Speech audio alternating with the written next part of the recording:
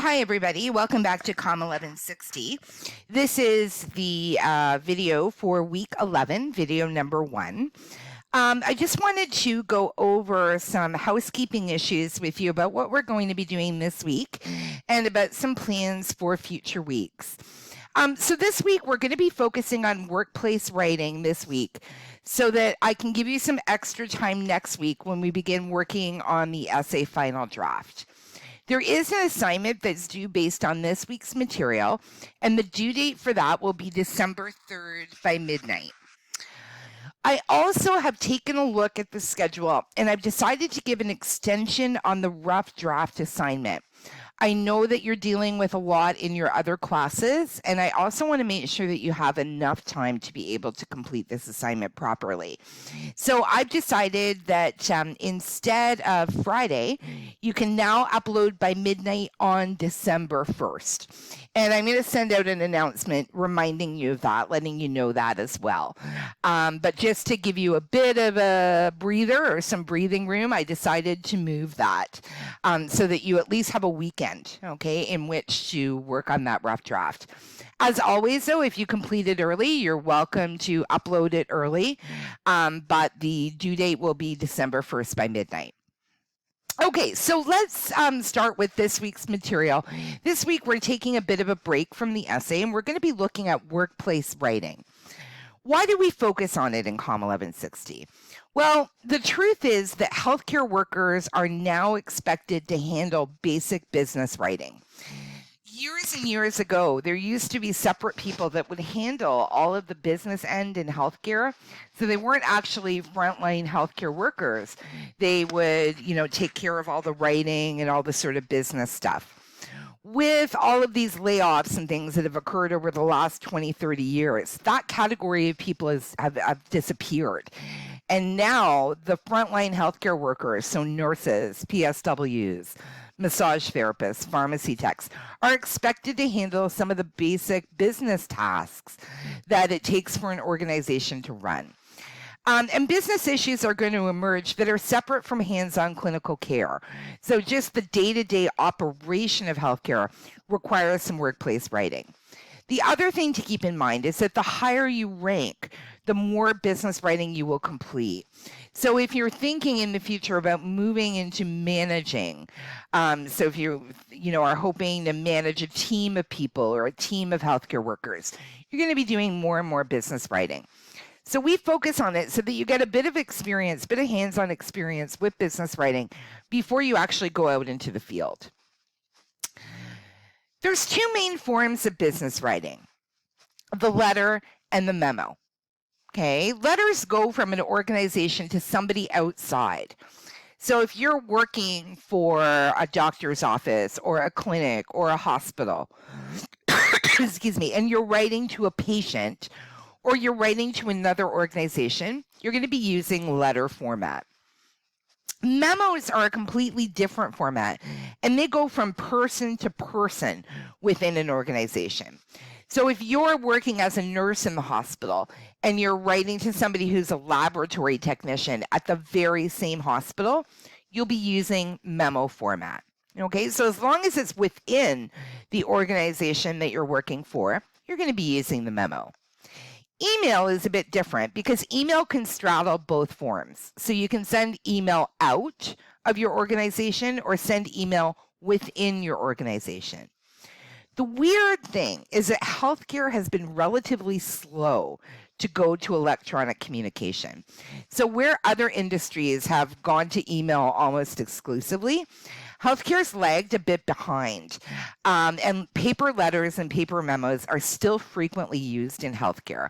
So it's a bit different than, I lost my slides here, a bit different than any other industry that you may have worked in. I think part of the reason for that is privacy concerns. So, healthcare is worried about, their organizations getting hacked and sensitive or personal information being released. Paper stuff is a lot more secure than electronic stuff. That being said, I am noticing a trend, okay? So I know even my own personal doctor's office has started to move to email where they didn't before. And certainly COVID-19 has sort of changed everything. People are doing a lot more electronically, but still, okay, you may find that when you graduate, you are working on paper quite a bit. So we're going to take a look at the letter first of all. We're just going to look at format, not strategy. There are specific rules about formatting a letter. And letters are usually printed on what they call letterhead, which is pre-printed or pre-formatted paper that sometimes has a logo and the return address of the organization that you're working for. I want you to take a look at the template example that I've uploaded into the Week 11 folder in Blackboard. And I'm just going to open that up here on the screen so that we can take a look. So here are my business writing templates. This first one here is an example of a letter. Now, it's pretty basic looking. I'm not a graphic designer or anything by any stretch. But I've made up some fake letterheads. You can see there's a graphic up at the top. And then there's the information about the place that you're writing from. So the McRae Hospital, the address, the phone number. Sometimes you'll have an email address or a web address or something up there as well. This is all normally pre-printed, so it's either on the actual paper that you'll be printing on, or it's electronically produced. Okay, for our assignment, you can simply use this template if you want to use the same graphic, or if you want to be creative, you can create your own letterhead. You can probably do a lot better than I have in terms of design, so completely up to you. This stuff here, okay, is the actual stuff that we're typing in. So the actual writing that we're doing. And oops, sorry, again, a cat has walked on my computer. Oh my goodness, I'm having all sorts of trouble here. They're walking all over the keyboard. I'm going to go and just undo all of the changes that they've made here. Just bear with me. My goodness, they did a lot of work. Okay, there it is. This stuff here, okay, is the stuff that you're going to be typing in. And the first thing that you do on a letter is you include the name and address of the person that you are writing to. So remember, again, with a letter, we're writing outside the organization. So first name, last name. If there's a company, okay, name, you include it after the person's first and last name, the street address, the city and the province, and then the postal code. You then skip a line, okay, and then you write in the month, date, and year that you're sending the letter. You skip another line, and then you start the letter off. And letters always start off, Dear so-and-so, colon. Excuse me. You'll notice that this letter says, Dear Ariana Grande. The convention now, modern business writing, says that you start letters this way. Dear first name, last name. And we tend to leave off stuff like Mr., Mrs., Ms., because, again, we can't make assumptions about people's gender expression. And, you know, with names, we can't even make assumptions as to which gender belongs to which name. For example, I have a first name that's used by both males and females. So if you didn't know me, you couldn't tell, right, from my name what title to use. So modern business writing says that we just simply leave that stuff out now and we write Dear first name, last name. And business writing always uses a colon, okay? A comma is used if you're writing a letter or a card to somebody personally. You use a comma, but business writing always takes a colon. Then I go into the body of my letter, and you can see I've just put in some junk here just to represent different paragraphs. This is just a 2-paragraph letter that I've written. You'll notice, unlike APA, in order to show that I'm moving from paragraph to paragraph, I skip a line, okay? And I'm not double spacing. I'm single spacing all the way through. Then when I'm done, okay, so this is the body of my letter, and we'll talk about what to include in the body of a letter in a moment. I skip another line, and then I have what they call the complimentary close, which in business writing is normally always sincerely followed by a comma.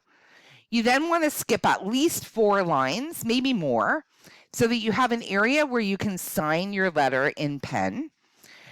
4 lines if you have a small signature. Right? If you're somebody that has a really, really big signature, you might want to put some extra lines in there. And then you type out your first and your last name. And then after your first and last name, your job title. Okay, so pretty standard, pretty easy to do. The template is up for you in the week 11 folder, so you can simply follow the template when you're working on a letter. Let's go back and let's talk about memo formatting now. Just like the letter, there are specific rules about formatting a memo. Usually organizations have some sort of template in place. So if you're working, let's say you end up working in a hospital, on the computers that are used at the hospital, there will be a template, okay, that you use, and you simply fill in the blanks. I've also created a template for you, and that's up in the file on Blackboard. I'll switch to that again, and we'll take a look. Okay, so here's an example of a memo. It's very, very basic looking. And you'll see it's actually pretty familiar because email was invented off the memo.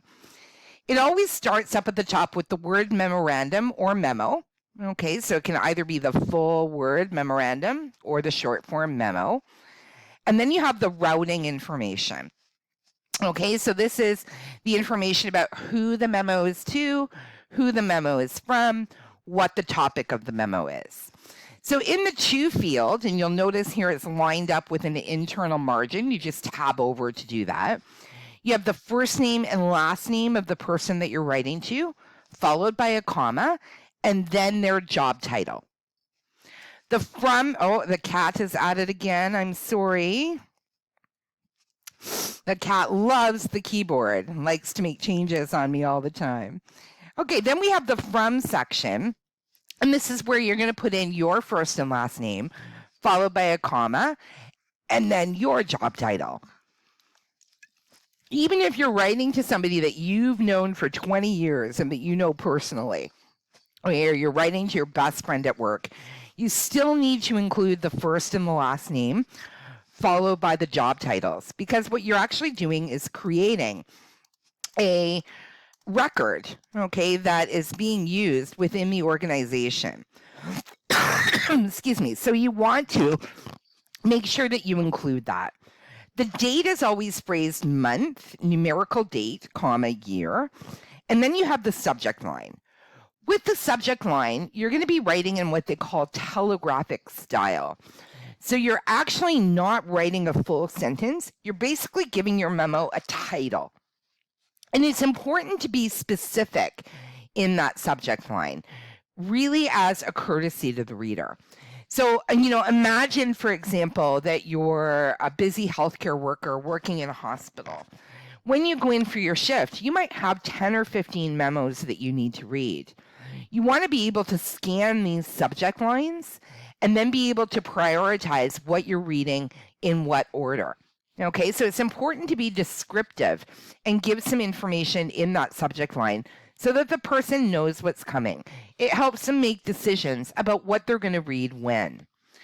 There's normally a line or some type of break, okay, as well after all the routing information. And then you go right into the body of the memo. You'll notice that unlike a letter, it doesn't start with dear so-and-so. It doesn't have at the end sincerely so-and-so. It gets right to the point. Because you're working for the same organization, you don't have to bother with those little niceties that you do in a letter to somebody outside. So you get right into the information, okay? And again, you'll see that I've just put in some junk here to represent different paragraphs. So here's the first paragraph. And then just like the letter, when I'm transitioning down to the second paragraph, I skip a line. Okay, and you'll notice too, both with the letter and the memo, I have fairly short sentences in there, right? Workplace writing is different than essay writing. So you don't need to follow that 6 to 8 sentences rule for a paragraph. You simply include the information that you need to include, and then you're done. So these examples are up for you on Blackboard.